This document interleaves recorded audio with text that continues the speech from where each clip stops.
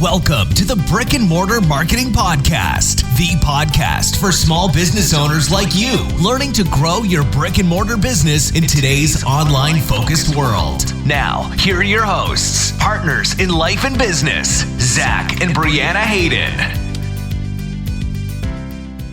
Hey, Brianna. Hey, Zach. How's it going? It's good. I always ask you that, and do. we were just sitting in the office together, like, so it's not like it's I like don't we haven't know. seen each other all morning. Yeah, so that doesn't make any sense. This is episode. I think we're on episode 6. I think you're correct. That's bad that I've forgotten what number, but I believe this is episode 6 of the Brick and Mortar Marketing Podcast. That's crazy. I know. Pod fade. Have you ever heard of the term pod fade? No. Pod fade happens when podcasts start and then they fade away because people don't stay motivated to do them or whatever. That's I think it happens around episode 10, pod fade. So we're coming up on pod fade. Our last podcast, we had exactly 10 episodes, didn't we? I think so. But that's not no, but we did another podcast together, Brianna and I, on the TV show Krypton. I think we mentioned that before on here. Yes. I think so. But that was set. Like we did one podcast for each episode. There were 10 episodes. And there were 10 episodes. So that wasn't our fault that we faded. But 6 episodes. Season 2 of Krypton's coming back on soon, I hear. Soon. May or June, I think. So something like that. We'll be back on the mic for that. Maybe better quality like this. Ooh. Last time we recorded on our iPhones, which was awful. We still got it done quick, which was nice. We have learned. We have better production quality now. So in this episode, we're going to go over a little about buyer persona or your customer avatar, and then we're going to talk a little tips and tricks with answering a question that we got last week on the show. And then we'll finish up with a little book report. So let's get right to some brick and mortar babble. Brick and Mortar Babble.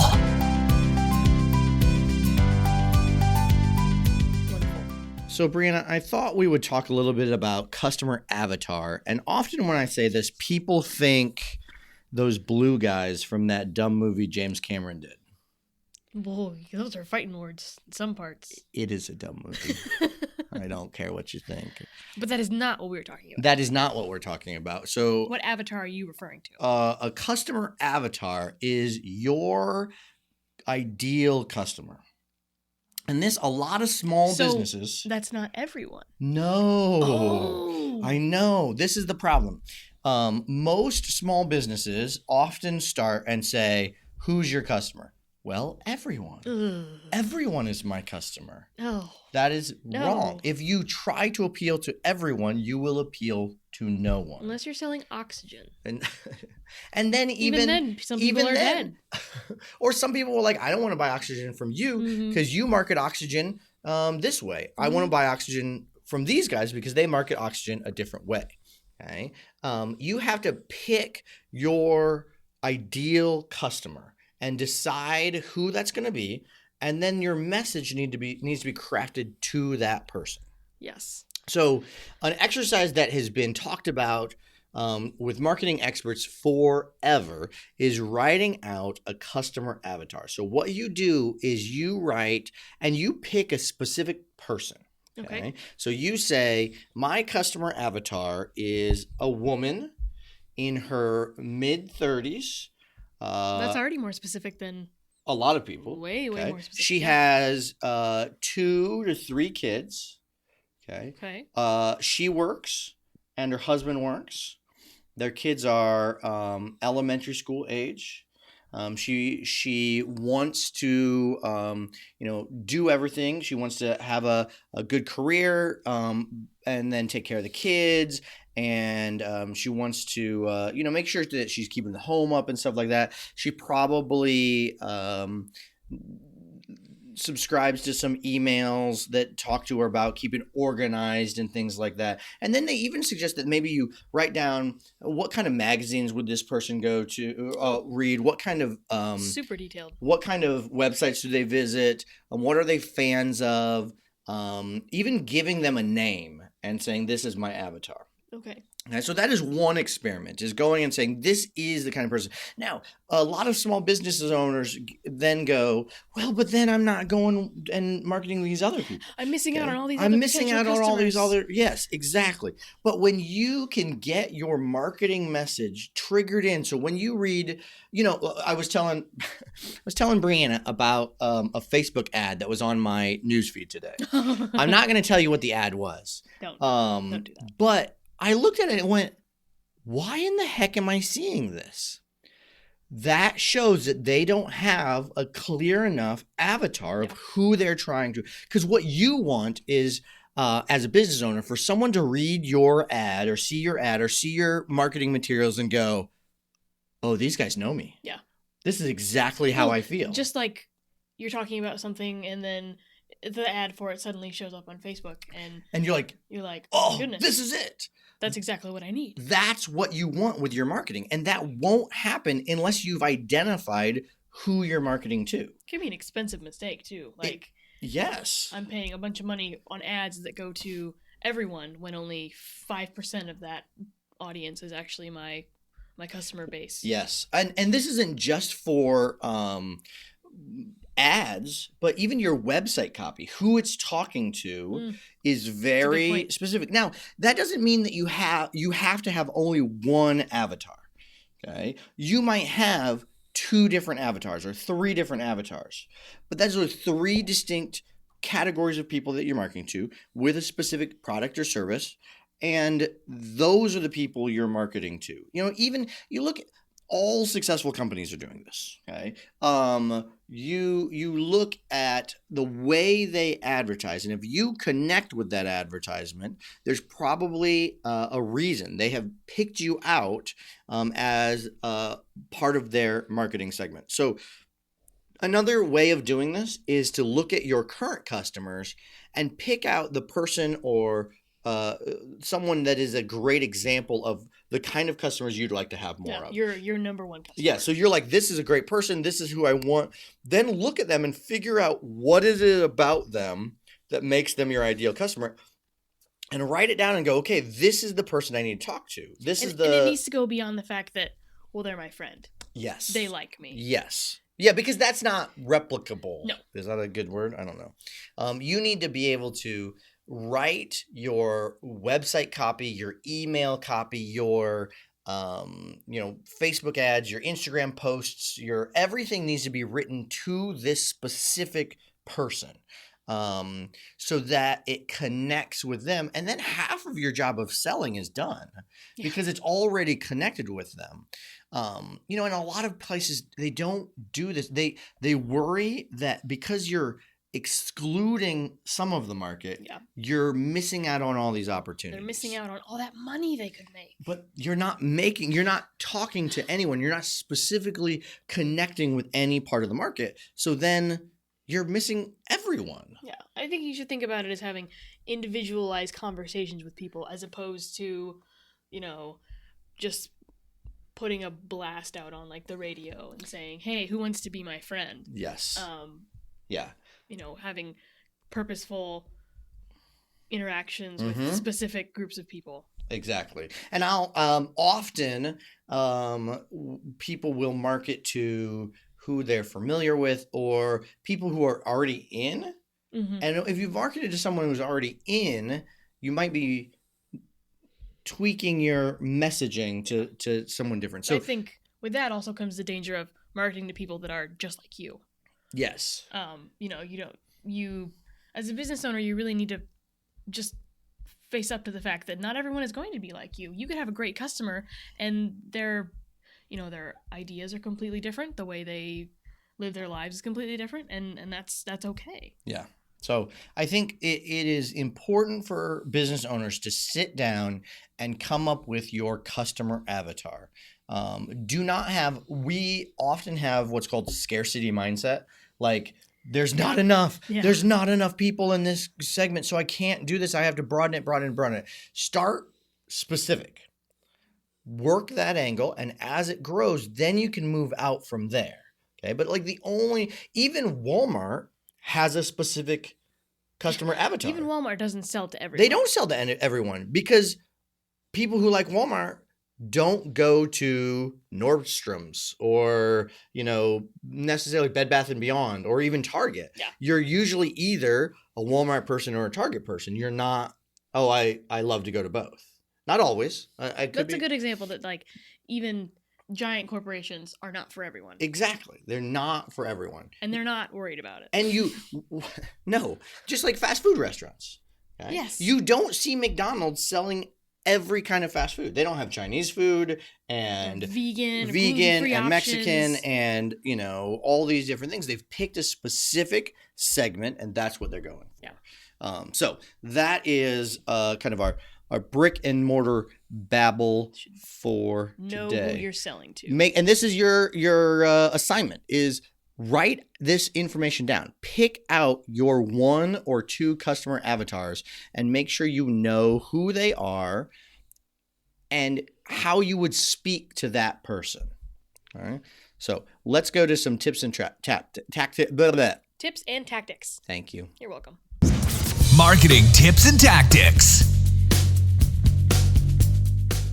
So we got a question, or we asked in our Facebook post last week, what was one of the number one challenges you had with marketing right now? And one of the responses was from a dedicated watcher, listener.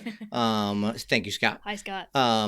About how to make time for this kind of stuff because I sit at a computer half the day.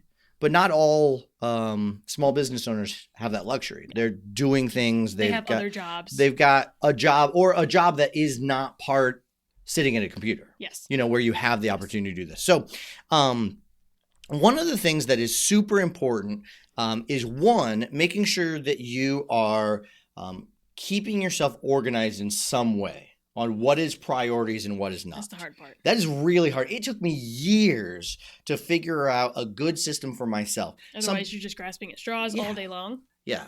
And there's tons of information about the best way to do this. Some people, there's I've read The Miracle Morning and it's got a great system and I hate the morning. So it's just not, some people do paper planners. I've tried a ton of paper planners. Yeah. I've used different software on my phone and my computer. I finally got a system now that works for me, but I'm not going to tell anybody this is how you should do it. This one is the one. No, everyone's different. A different system will work for different people. Exactly. But you have to make sure that if it's not scheduled or not written out that hey, I have to do this, you're not going to do it. Yeah, and you need something to hold yourself accountable. Yes, something will come into place. So the reason that we haven't fallen into pod fade yet is that I have on my calendar every Tuesday at 1 o'clock we record the podcast. Yep. Otherwise, it wouldn't get done. We would get to the end of Tuesday and I'd go, oh crap, we forgot to record a podcast today because it's on my calendar. You have to be consistent. So with social media, much of that can be done for a small business. Much of that can be done. You take 1 half-hour time block, sit down at a computer, and schedule a full week of posts. Okay. I think for most small business owners, that is the best solution. Now, we do that for some businesses. Yeah. We know that they're busy. They don't want to make social media posts. And so we will sit and create content, by we, I mean Brianna, for that business to their avatar. It's even better if a business gives us their avatar. So we know who we're talking this is who we're trying to reach. We can craft the post that way. But then she sits and she creates a week or 2 weeks of content for that business. Then you as a business owner, just once a day should pop on your phone and just double check to make sure there's nothing I need to respond to. Yep. If there are any messages or comments, make sure you like people's comments and things like that. Yes, be interactive. Be purposeful with your interactions. What? Social, you mean? Yes. On social media. Social media. Whoa, crazy. But you're not, I would like to do a better job on my martial arts school's Instagram account. But I don't have it scheduled. Yeah. So when I think, this is a good, video or this is good, I'll pull out my phone and I'll do it. But it's not consistent then. And if it's not consistent, it's not quite as impactful. Yeah. But if you sit down and you schedule a week's worth of content, and then throughout the week, if you remember, oh yeah, this looks good, this would be good on social media, then you write that down too. Or collect things ahead of time, or yes. And that way, during your half an hour, you don't have to sit and think, okay, what am I going to post about? You already have that collection all put together or somewhat put together. So follow pages that are like yours. Yes. So I do this often. I'll find a quote or something, and I'll send it to Brianna and say, hey, this would be good for some content. Or I'll send it to my assistant and be like, hey, we need to put this in the Facebook group. Yeah. And so if you just collect those things, there's apps to do that with, just paper and pen if you want to. The save feature on Facebook. I love the save feature on Facebook. Screenshot things. Yeah. There are a million ways to do it. And so then just make sure you've scheduled time to get onto the platform and schedule things once a week. No. Once every. I mean, you could do a month's worth at a time if you wanted to. That's a lot, depending on how often you're going to post a week. We used to do that. And that can be a little daunting. And sometimes I suggest one. If you do 1 week and schedule for 2 weeks, and then the next week you schedule for 2 weeks, you get yourself a little buffer zone. So if 1 week you're like, oh crap, I can't schedule it, you're safe. Like, I am swamped this week, I'm not gonna have time to make any content. Think of that ahead of time. Always give yourself about a week's worth of extra content scheduled out. That's what I do with clients, just in case something comes up and I'm not able to make as much content as I would like. So that way clients are still safe, I'm safe, everything's all good. And like we talked about last time, your Facebook page's content, not your group, but your page, should talk specifically to your future customers, which are the avatar that we talked about earlier. Okay, so we're relating this right back. When you look at the content you're going to post, that needs to be the avatar that you are looking for. Oh, I just ruined my broadcast. Is it still working? I think we're still working. Sorry for any interruption. Oh, man. That was crazy. Technology sometimes. So, scheduling. Yes. Put it on your calendar. Get it done. And make sure, you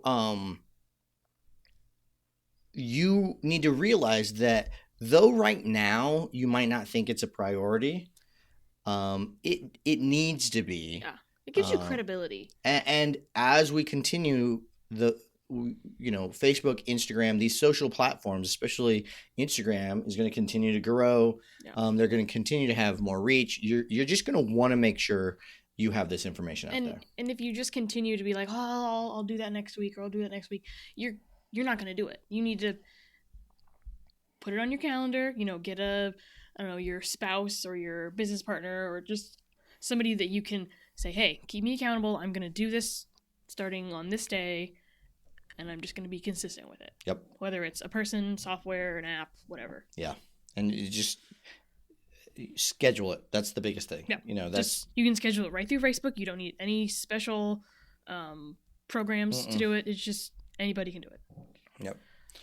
If you don't know how to, let us know. We'll film a video and put it on our Facebook page. If you don't know how to do it, we'll do that. Just let us know. So let's go to our. I do have one more question. Oh yeah, go ahead. Another part of Scott's question was responding to people's questions that they have online. Online that throughout the day they send your business a message and say, hey, what's the price of this, or what are your hours on this day, or what do you think about just all the things that can be very overwhelming as people like yourself have notification anxiety. I do. Well, I will say that we need to make sure that we put communication with customers in its proper place in priority. Mm-hmm. Though I might be very annoyed, and I am, when I sit at my desk and I'm like, okay, I'm dialed in to do some work. Yeah. If a customer messages me right then on Facebook, I'm going to stop what I'm doing. I'm going to talk to that customer. Because that is a potential client. That's a potential student. That's a potential income that's going to come in. And I want to provide the best customer service. So just like in a business, we would never, like at my parents' motorcycle shop, you'd never let the phone just keep ringing ringing and ringing. You'd stop and you'd answer the phone. Social media is that way now. And it is annoying for business owners that now we can be reached anytime when we're doing anything or whatever. That is annoying. Yeah. It's kind of daunting to wake up in the middle of the night and see you've got a message from a customer at like 3 a.m. Yes. I mean, and it happens. There are obviously times when I would say, no, don't respond back. You know, you're in the middle of something. But we need to make sure that though it's an annoyance, the world is coming to expect that they are going to get communication instantly. Yeah. And if you don't communicate back with them in a reasonable amount of time, pretty quickly, they're going to move to the next person on the list that is providing that same product or service. Well, if I'm not mistaken, because I've messaged businesses before and I've gotten an automated response through Messenger that says like, and you could tailor it to say like, hey, we will answer your question as soon as possible. Yes. It'll be after such and such time. We appreciate your reaching out to us. Yes. You know, some kind of, so then they get that instant communication back and they know, okay, they're not ignoring me. They're busy. Correct. Yes. And I would totally suggest doing that. Yeah. Because not everybody can instantly just pull out their phone and answer questions. Yeah. But I would still though make sure you respond as fast as possible. Right. Which is a pain. I get it. Yeah. I don't want, Brianna knows I've responded to messages at the weirdest times doing things. We'll be driving to Fort Wayne and I'll hand her my phone and be like, hey, respond to this. But I want to provide great customer service. I want to provide a good experience. And so I'm going to make sure I provide those for my potential customers. Because you could get the customer just because you're the one that answered. Exactly. Or you answered the quickest. Yeah. So I'm not going to lie. It's a pain. It can be. It is definitely a first world problem. And it's a problem that people don't. The customer doesn't think about that. No. The customer doesn't think like, oh, they're getting 20, 30 random messages a day from current customers, future customers, random people that aren't even really customers. They're just messaging your page for some reason. And we, and you, even as a business owner, think through, we've done this. I've messaged places and wanted a response right away at weird times. I've done this too. So we've got to remember what it's like to be the consumer as well. Yes. So good point. Thank you. Okay, let's do our book review. Yay. Book review. So we've been talking about Never Lose a Customer Again, the book by Joey Coleman. And we are on I think this is the third phase. I believe so. So we started with, let me make sure I get them right. I don't want to get them out of order. The assess phase. Yes. Then the admit phase.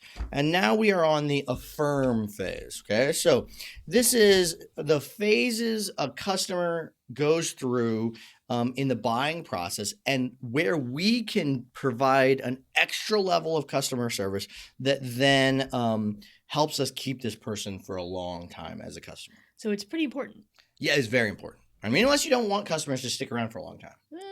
But it's cheaper to have customers rebuy from you and keep being a customer than it is to acquire a new customer. Brings your cost down. Yeah, that's not how some customers and some businesses operate, but some products, they are a one-time or few and far between. Yeah. I'm not going to go out and buy a brand new car every 2 weeks. But car dealerships would serve themselves better by making sure that they bring in these areas. Yes. Because you will have a more loyal, especially in a place like car dealership where most people just go for price. Yeah.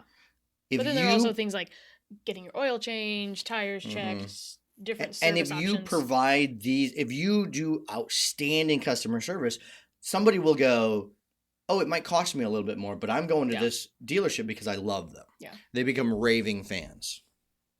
So let's, I'll read you this real quick like we've done in the past. The affirm phase of the customer experience begins in the minutes and hours after the purchase and can last for weeks. Despite the positive dopamine release that occurs at the moment of purchase, the admit phase, things begin to deteriorate in short order. An underlying current of doubt starts to counter any positive feeling. So we've all had this. Like you buy something and then buyer's remorse. You spend, especially if you buy something on the internet and then it doesn't come and you're like, oh, should I have done that? Maybe I've never had that happen. No, you've never had that happen? No. Really? Oh, I've done that. I know you have. That's probably because I buy more.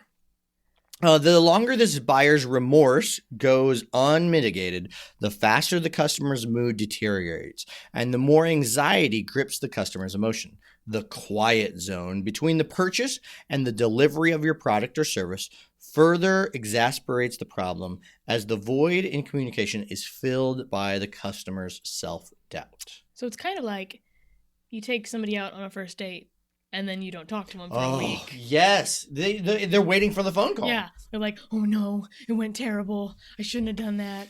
So I'll give you an example of something that just happened yesterday that was a good step in the affirm phase. So I purchased a large purchase. Yes. I remember. Of a go ahead. It is a motorized skateboard thing called a One Wheel. I am super excited about it.